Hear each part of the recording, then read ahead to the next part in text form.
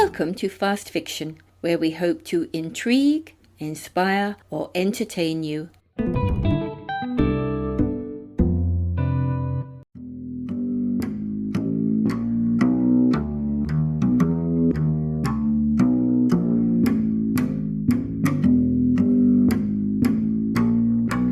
"1101 Wellington Way" by Vivian Lamond. The old pensioner next door has an unnatural fascination with what is happening in my life, since she has nothing but a telly to take up her time. You've heard of Peeping Tom? Well, I've got Busybody Bee, and I've gotten tired of her spying and sleuthing around like a wannabe Sherlock on the hunt for a heinous villain. You think I'm exaggerating. Last Saturday I'm in my garden out back, taking advantage of the last of the good weather, turning over the soil around the privacy fence that divides our plots. I'm hard at it, and all of a sudden, I get this creepy feeling like I'm being watched. I stop, I look up and I spy the eye of Bee peeping at me through a knothole. Jesus, does she think I'm back here burying dead bodies? The next day I got some wood cement and filled in that knothole. And just this morning, I'm washing up my breakfast dishes and there's Bee, back at it, her spectacle eyes doing a surveillance sweep through my kitchen window. She sees me see her and ducks. Living next door to a vintage voyeur sucks. What's her problem anyway?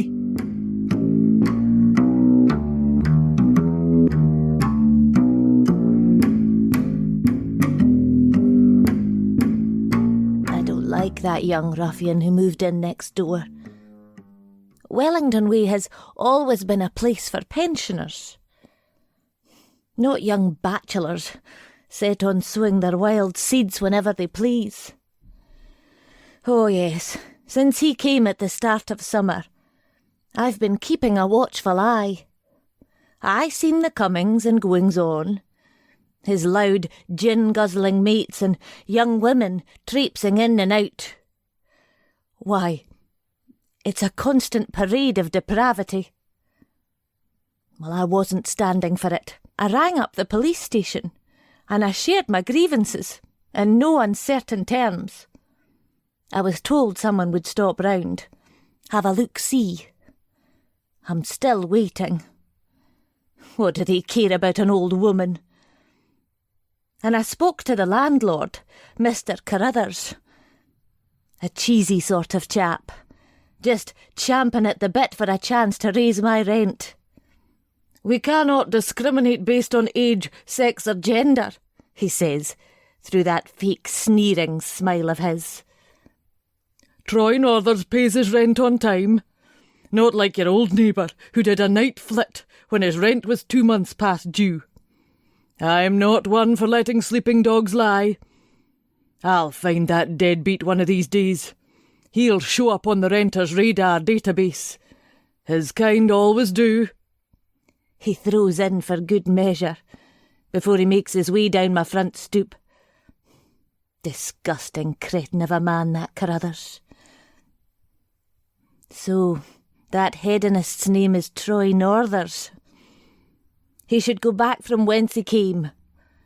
From the wilds of the city centre, I imagine. Then I would feel safe again.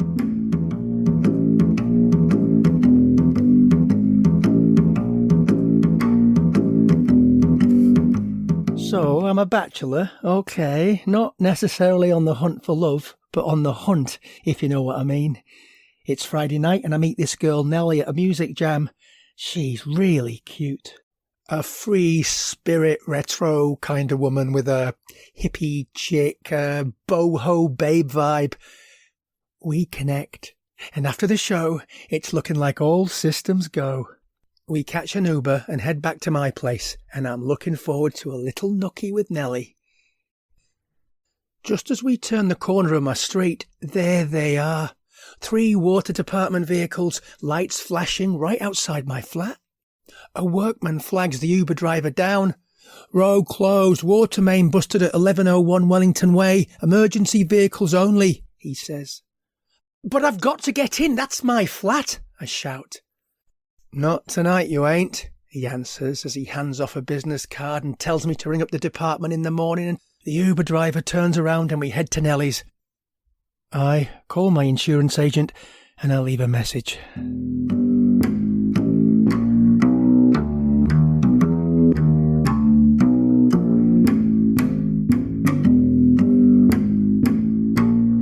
Something awful has happened next door. Emergency repair trucks everywhere.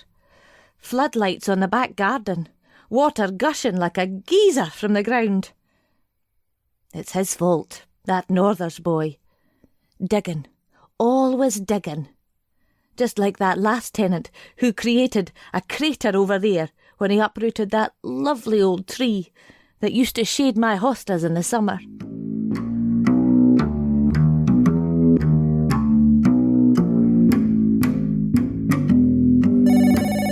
Christ, I've had 3 hours sleep and my mobile is ringing. What kind of arsehole calls up at 7 a.m. on a Saturday? I pick up, growl a pissed off greeting. It's my insurance agent. He tells me he's going to my place straight away to assess the damage. He'll ring back later, he says. I hang up, curl up in the fetal position and try to go back into sleep mode on Nellie's too small sofa.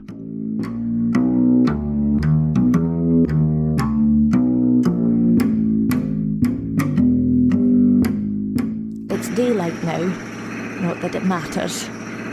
I've been up all night watching. They're still at it, pumping water. The steady drone of the bilge pump is maddening. Wait, oh, they've stopped. It's gone dead quiet.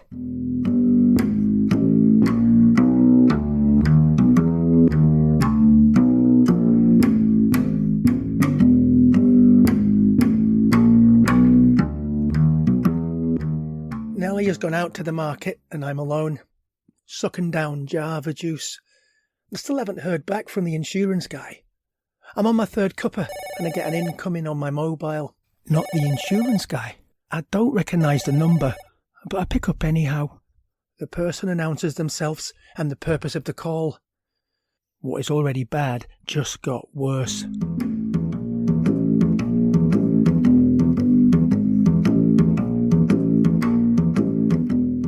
My nerves are shot. I feel a migraine coming on. The nausea, the searing pain in my brain. My pills, they're by the sink. I grab the bottle and the glass and turn on the tap. The water is turned off. I down my medicine without the benefit of liquid, half choking as the pills travel down my throat. I draw the blinds against the sun. I have to lie down. Someone is knocking at the door. Saturday morning solicitors for some charity or other, most likely. I'm not answering the door.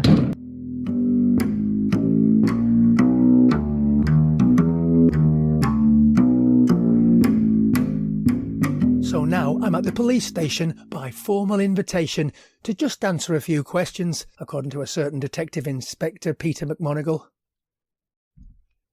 He leads off by recounting a complaint of questionable character lodged against me a few weeks back by my nut-job neighbour. McMonigal wants to know if I have anything to say about that. Me? Questionable character? Where does that old crone get off calling me out for questionable character? I am now totally cheesed off. Do I have anything to say about her accusations?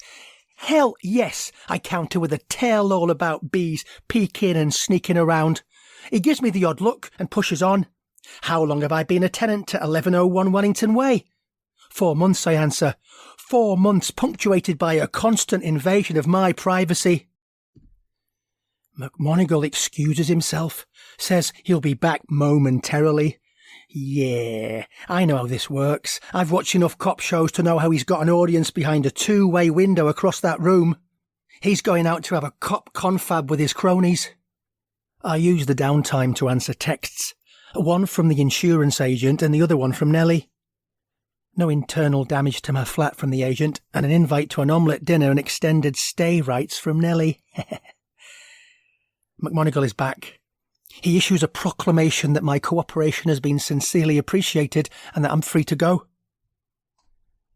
I ask him what this is all about anyway. He answers, "Good day, Mr. Nothers, we'll be in touch." Nellie picks me up and we head back to her place. I dig the water department card out of my jacket pocket and I give them a call. A cheery woman answers. I give her my address and she looks up the status of my case. I ask her how soon before I can go back to my digs. There's a hesitation before she answers. "I'm so sorry, sir. That won't be possible just now," she says, her chipper voice lowering to an almost whisper like the prelude to telling a secret. "Your flat is flagged as a crime scene." What the hell?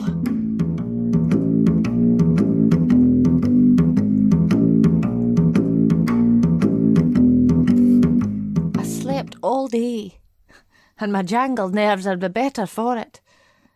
I roll up the sheet. The sun is making its descent. Next door the house is dark. No sign of life. My eyes travel to the garden. Yellow crime scene tape everywhere. The police have finally come. Perhaps they have already found that miscreant boy guilty of some unimaginable crime. Oh, bugger off! All right, I'm coming.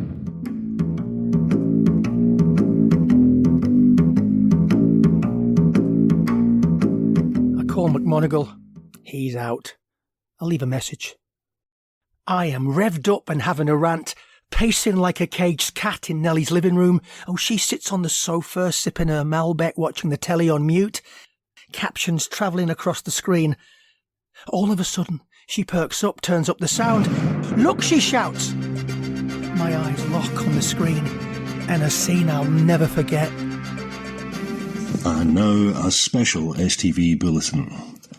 Police have arrested Mrs. B. Ludlow, who has confessed to the murder of Marlon Tisdale, her former neighbour.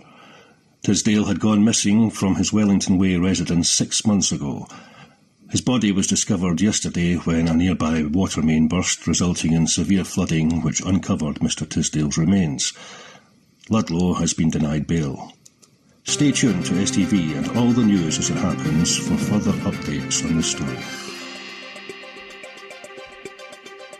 Wow. Talk about being gobsmacked. Like, there's been a dead man dirt dwelling in my yard and a murderer living next door. What are you going to do? Nellie wants to know.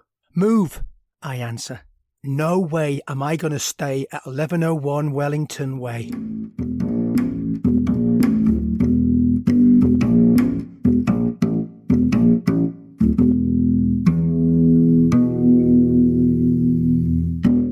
"1101 Wellington Way" was written by Vivian Lamond and starred Glenn Dixon, Karen Fraser and Titch McLean.